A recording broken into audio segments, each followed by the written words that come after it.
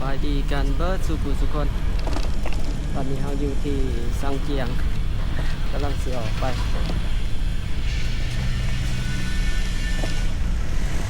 วันนี้อากาศร้อนหลายสังเกียงก็โอ้เดี๋ยวนี้ก็แออัดก็จะก่อสร้างตึกหลายเส้นทางแคบๆเนาะในเขตนี้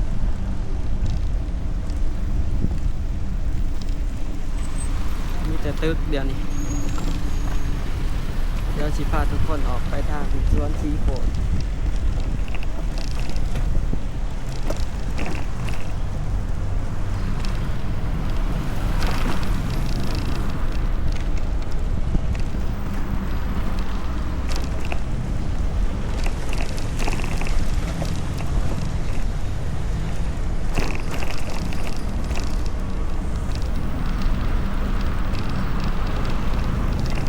ทางนั้นก็มีตึก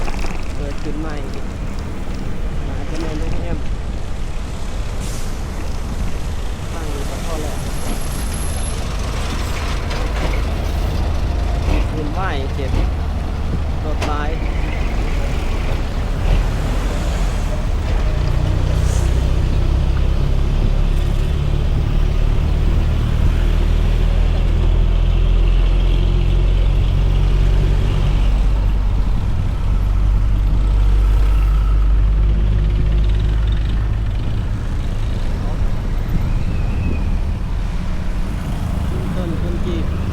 คนจีนมาอยู่ร้ายโอ้น้ำมันมื้อนี้พิเศษลิตร41,000ธรรมดาลิตร39ป้าย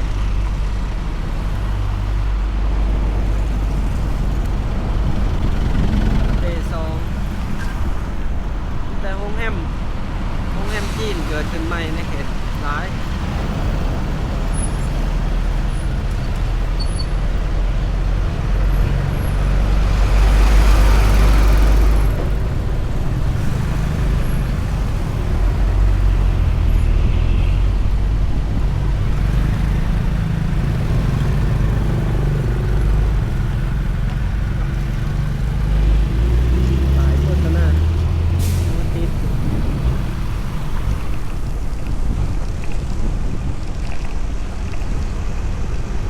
ไปแวะเบิ่ง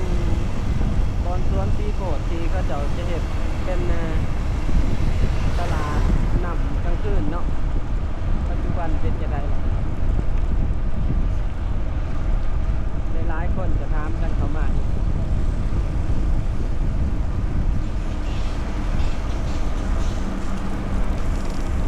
ตึกตัวนี้เปิดใต้ไฟแสงสี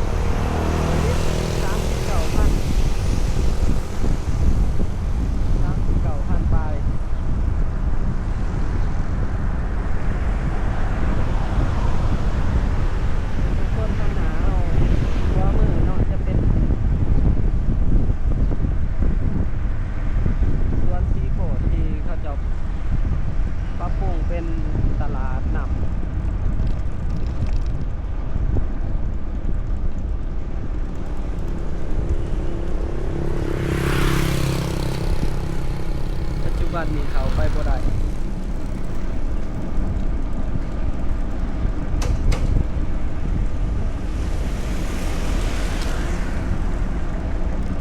เดี๋ยวพาทุกคนขี่ขึ้นไปทางหน้องดวง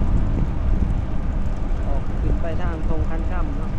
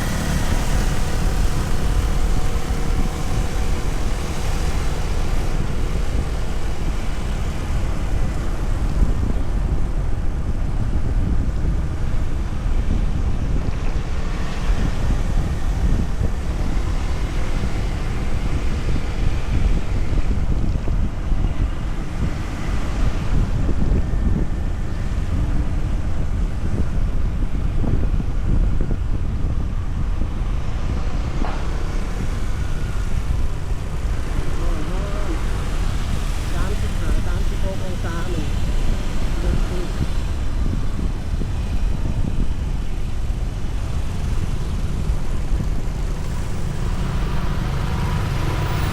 มาชมบรรยากาศเวียงจันทร์ยามบ่ายถนนเตซอง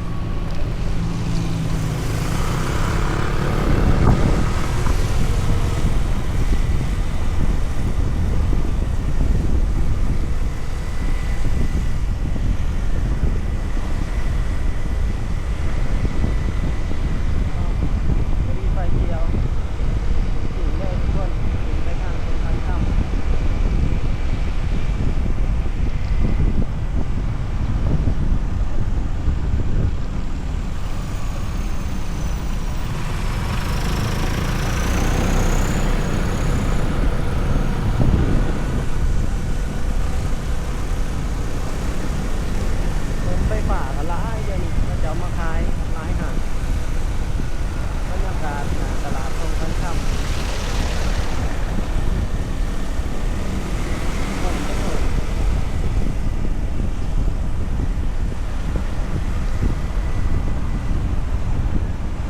ลึกเกี้ยวๆทั้งหนานี่ก็เป็นเลยอพาร์ตเมนต์ก็ตอนนี้ช่วงบ่ายนักเรียนเลิกเรียนตอนช่วงเที่ยงนักเรียนเรียวโต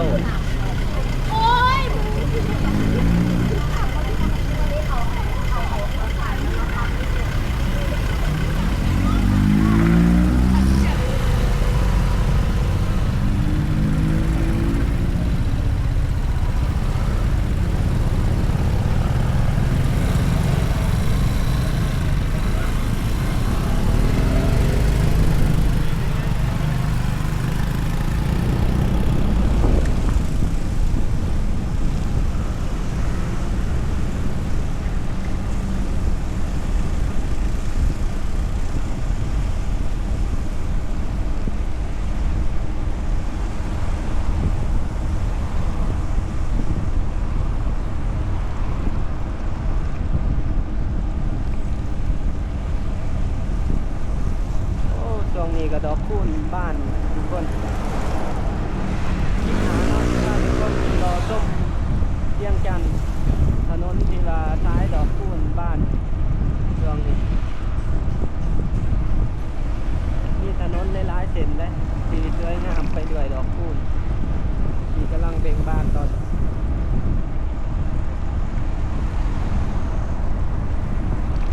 แล้วที่สว่างตอนนี้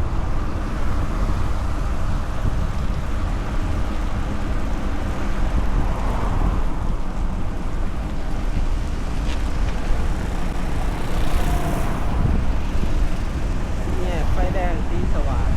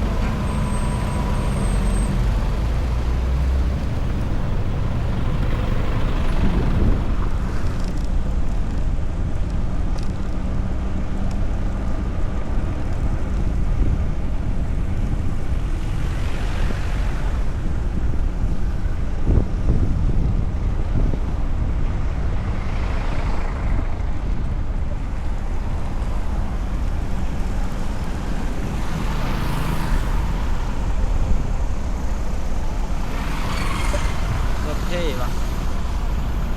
เท่คือบอกเขาขางทางวะ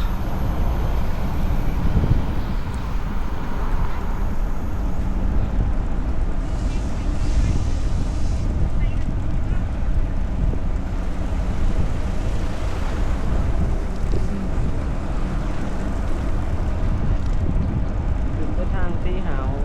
ทางนี่แหละทุกคนพาทุกคนออกจอดไปทางเมกาขอบเมกาเนาะหางไม้ที่กำลังสร้าง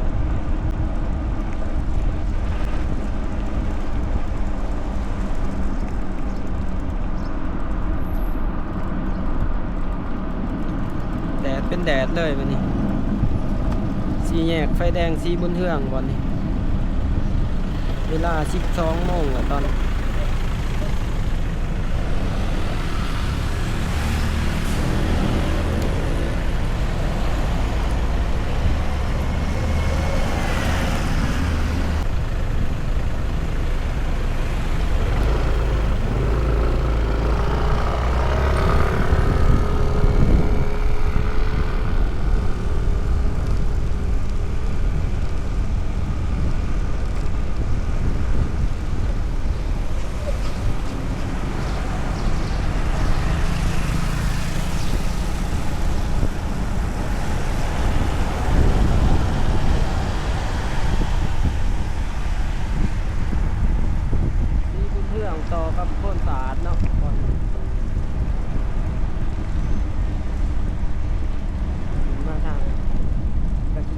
ทุกคนสำหรับในคลิปนี้จะเป็นหางเมกากอกเมกาโอ้ไฟแดงรถไหนเว้ยกูได้ไปออกมัน